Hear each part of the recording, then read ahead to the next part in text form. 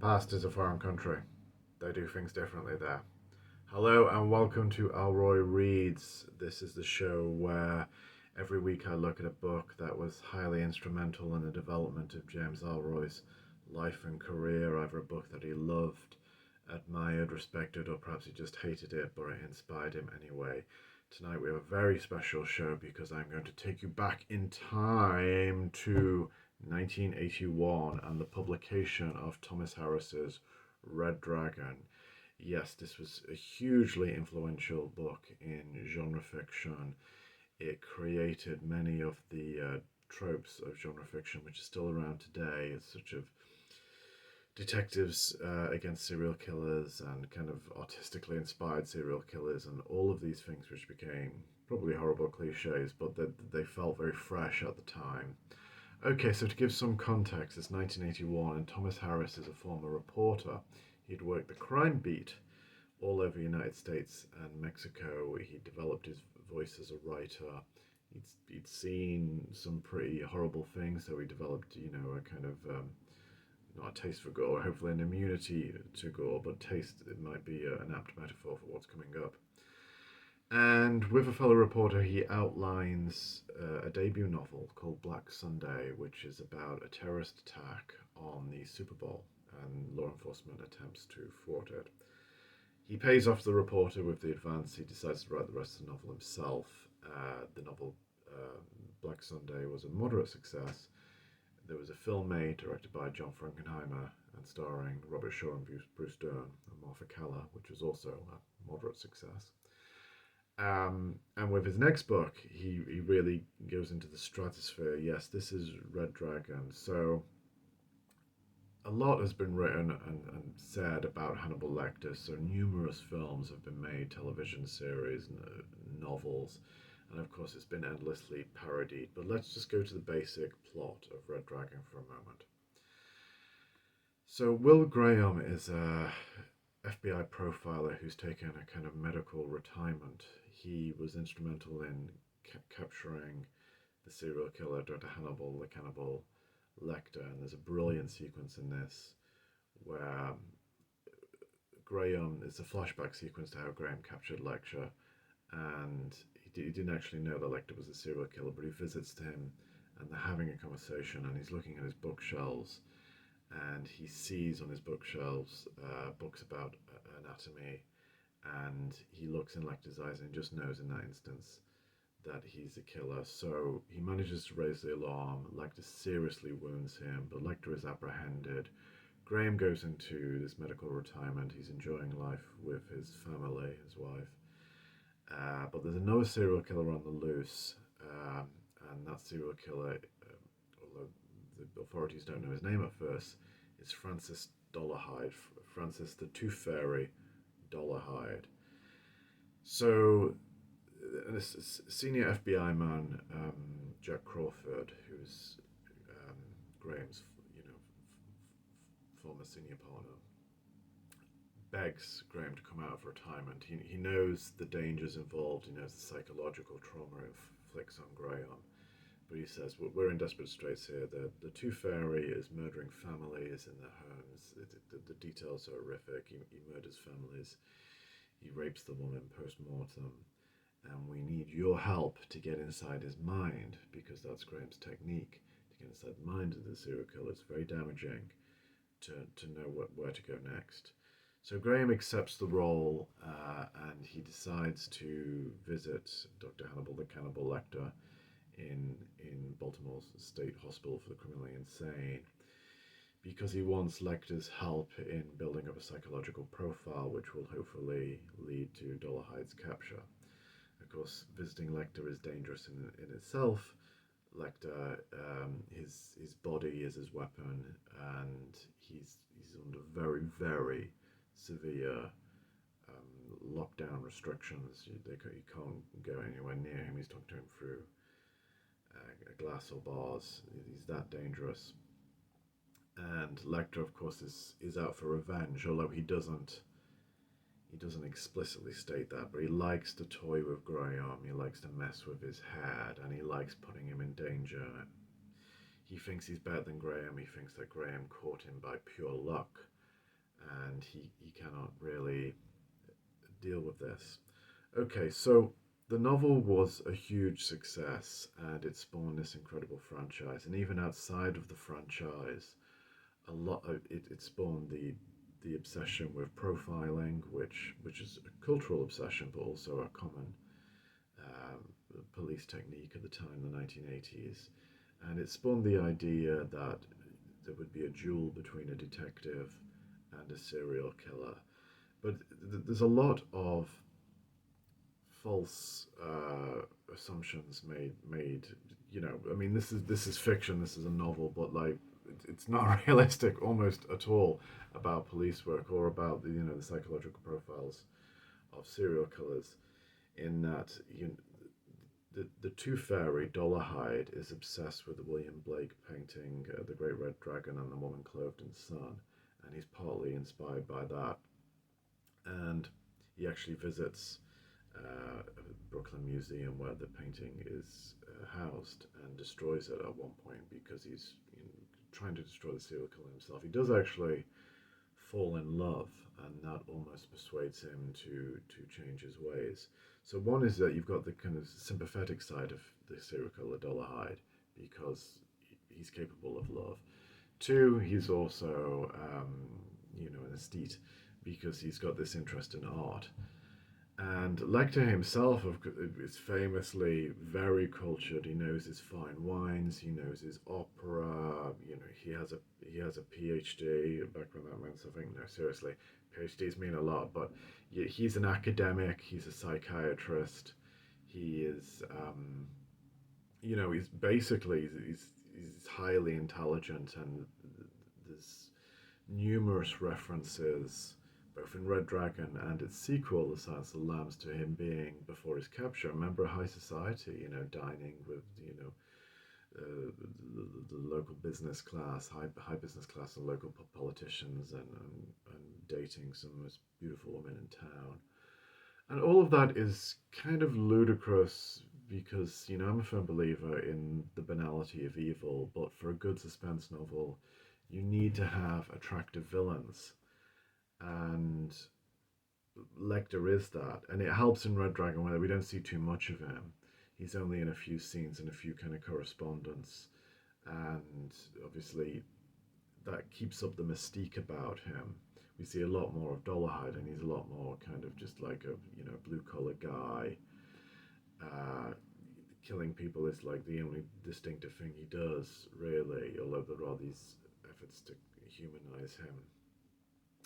So I'll talk a little bit about when the genre went off the rails, but James Ellroy's personal love for this book stemmed from the fact that it's the early 1980s. He'd written two novels, Brown's Requiem and Clandestine, neither of which, although they feature mass murderers, neither of which you would classify as serial killer novels today. The murderers are much more motivated by personal gain, money. The more in that kind of LA underworld, which is it's just not the serial killer world, basically.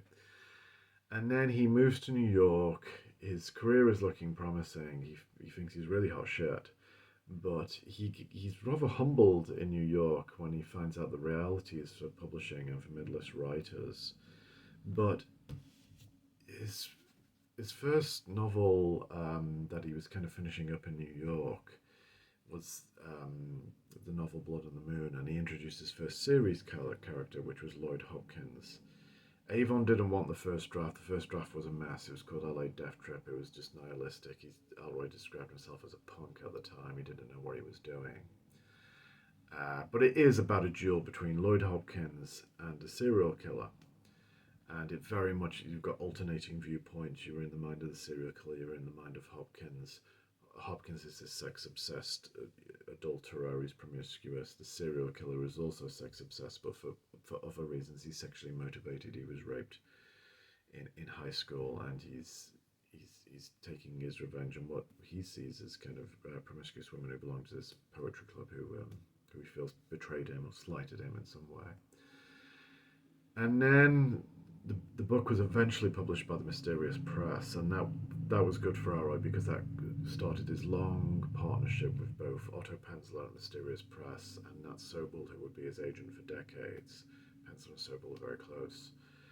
And the book wasn't massively successful at all, but Penzler and Sobel definitely encouraged him, write a series character, that's where the market is, so keep going with Hopkins.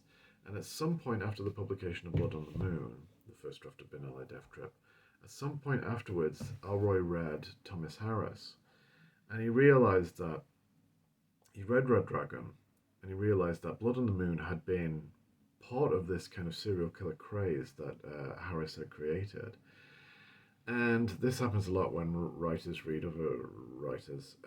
He realized that his novel wasn't half as good, and he's probably correct in that assumption. You know, this is a really finely constructed suspense novel that keeps the pages turning. Ellroy's Blood on the Moon, I think, is a whole lot of fun, but in a much more lurid pulp sensibility than this, which is really rooted in kind of journalism and concise descriptions. And Ellroy has said in the reissuing of the Lloyd Hopkins novels that he was almost prepared to give up on Lloyd Hopkins, but after reading Red Dragon, he wanted to make Lloyd Hopkins as good a character as Will Graham. So his subsequent Lloyd Hopkins novel is called Because the Night, that's the Patti Smith song. And it does feature a psychiatrist villain. And this is interesting because Ellroy's saying I wanted Hopkins to be as good as Graham, but they're too different. And Hopkins is a police detective, an LPD detective. Graham is a FBI profiler. There's some parallels they're kind of drifting in and out of retirement because of numerous controversies they're getting into. And really, if you read Because the Night, you've got to conclude that Dr. John Haviland is Ellroy's kind of parody of Hannibal Lecter. They're both sinister psychiatrists. Haviland doesn't have the cannibalism. That would have been a step too far. But it is imitation, and it's not very good, unfortunately. In fact, Because the Night, I think, is the weakest novel of the Lloyd Hopkins series. Ellroy brought Hopkins back for one more novel, Suicide Hill, which I think is the best of them. And that was actually adapted into, well, Edward Bunker did a screenplay adaptation of Suicide Hill, which unfortunately was never made. But that would have been really good. Ellroy outlined a fourth Lloyd Hopkins novel, but then just got bored of him, felt that he couldn't do it. And that's when he wrote The Black Dahlia, which of course was huge for him and set his career where it went. Thomas Harris took forward Red Dragon and wrote a follow-up in 1988, The Silence of the Lambs, which is of course huge. It became a Academy Award-winning movie. It won the 5 big Oscars, the 5 main Oscars. It was the only horror film at the time to have won Best Picture. And we know where Hannibal Lecter has gone because there was subsequent. There was a prequel. There was another sequel, Hannibal, and then there was a prequel, Hannibal Rising, and then there was a television series. And I would say that ultimately Hannibal Lecter just went into severe overkill. Like, he'd broken the rule of Red Dragon. We saw far too much of him. And if you read the novels today, not so much Red Dragon, which I think is probably Harris's masterpiece. If you read the novels today, Lecter comes across as not so much a genius and much more of a gadfly and a dilettante. And broadly speaking, with one or two exceptions, academics don't kill people and geniuses don't kill people. That's not part of the genius mentality. And profiling as an investigative technique has woefully gone out of fashion. It was used, Ellroy himself used it with Sheriff's Deputy Detective Bill Stoner when they were reinvestigating his mother's murder. They did a profile on the killer of Ellroy's mother, Jean Ellroy, the Swarthy Man as he was known. And the profile, if you read the profile today, it's quite interesting, but it could also just be complete guff. it profiling was debunked. The Washington sniper case was like kind of a seminal case in the debunking of profiling, where profilers, while the suspects were still at large, was got every detail wrong. They thought it was a single white man. It was in fact it was two black guys. They thought the guy was unemployed. He was actually an ex-military, and so profiling. It was just one of those kind of crank quasi science art forms where a lot of it just comes down to sheer guesswork. And if you get it right, then obviously you take that as evidence that it works. And if you get it wrong, you just say, oh, well, in this case, it didn't quite fit. It's been proven wrong so many times. And in terms of the autistic influences of the serial killer, you've probably seen Think of Seven, where the killer's imitating the seven deadly sins, or detective shows where the serial killer is influenced by Dante's Inferno, or the murders in Shakespeare, or something or other. And again, that in reality, that's kind of guff. There's no real reason why one serial killer might hate his mother and another loves his mother, or one might like Mozart and the other hates Mozart, or whatnot. But Red Dragon had a profound influence on the genre. It's still being felt. Hannibal Lecter is still around, although he's not quite the cultural phenomenon that he used to be. And it influenced Ellroy for 4 or 5 years, and then the influence stopped. It's interesting that the Black Dahlia novel is not a serial killer novel. It's not about the murder of say 10 women, and the detectives have to find the murderer just to save another innocent woman being killed. It is more a case of this murder has occurred, and they're trying to get justice for the victim, Elizabeth Short. And there's all sorts of kind of artistic underpinnings to the explanation of the murder of the Black Dahlia itself. Ellroy invents this painting by a Japanese artist, which is itself taken from Victor Hugo's The Man Who Laughs. So these kind of artistic underpinnings give these stories a great kind of gothic sensibility. And Harris, I think one of the problems with the later novels, of the many problems in my view, I think they really come undone, is that not only do we see too much of Lecter, but I think the nastiness really got out of hand in Hannibal and Hannibal Rising. Just the kind of sadism. Um, it's interesting that Hannibal Lecter sees himself as a gentleman, and Thomas Harris himself is this kind of southern courtly gentleman. For many years, it was believed that Thomas Harris was a recluse, or that he'd stopped doing interviews because journalists kept pushing him that there must be some parallel between Lecter and himself. But civility is very important to Harris. There was a when he finally came out of the woodwork, so to speak, in this New York Times feature interview in about 2019, and this long feature on it. He said he was not a recluse; he's just a private man, but he's very much involved in his local community, in the nature reserve. He loves animals. He loves cooking. He's quite gregarious in his circle of friends, and he's very manners and civility are very, very important to him. But the novel, I think, just became so sadistic because it's always the rude character that ends up having this really, really violent death. Think, Frederick Chilton in Silence of the Lambs, or Freddie Lowndes, the reporter in this book. And Harris was a reporter, so he's probably met stereotypically aggressive journalists. And the character in Hannibal, who has his brains eaten while he's still conscious and all that sort of thing. I think the sadism just kind of got seriously out of control, and it's all kind of condoned because they're rude and obnoxious, and like, well, life is like that. You deal with rude and obnoxious people, but murdering them is usually not the best solution, at least on most days.